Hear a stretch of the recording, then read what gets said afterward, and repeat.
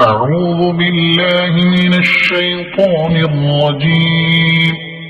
بسم الله الرحمن الرحيم. يا أيها المزمل قم الليل إلا قليلا نصفه أو انقص منه قليلا أو زد عليه ورتل القرآن ترتيلا إنا سنلقي عليك قولا ثقيلا إن ناشئة الليل هي أشد وطئا وأقوم قيلا إن لك في النهار سبحا طويلا واذكر اسم ربك وتبتل إليه تبتيلا رب المشرق والمغرب لا إله إلا هو فاتخذه وكيلا واصبر على ما يقولون واهجرهم هجرا جميلا وذرني والمكذبين أولي النعمة ومهلهم قليلا إن لدينا أنكالا وجحيما وطعاما ذا غصة وعذابا أليما يوم ترجف الأرض والجبال وكانت الجبال كثيبا مهيلا إنا أرسلنا إليكم رسولا شاهدا عليكم كما أرسلنا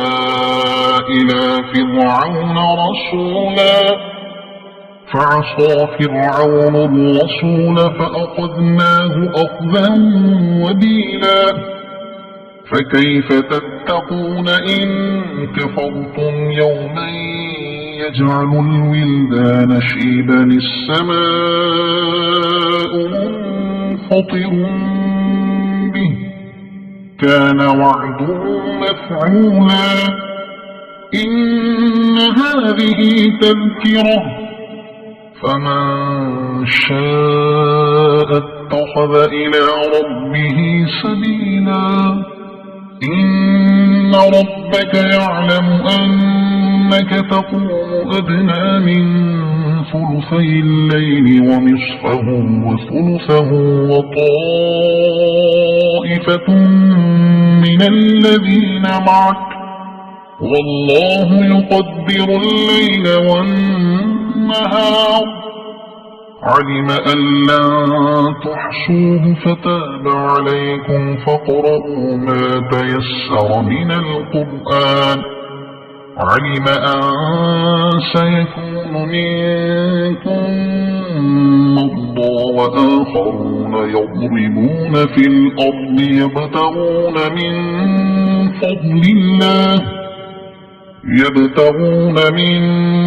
فضل الله وآخرون يقاتلون في سبيل الله فاقرؤوا ما تيسر منه وأقيموا الصلاة وآتوا الزكاة وأقرضوا الله قرضا حسنا وما تقدموا لأنفسكم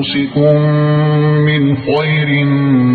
تجدوه عند الله هو خيرا وأعظم أجرا واستغفروا الله إن الله غفور رحيم صدق الله العظيم.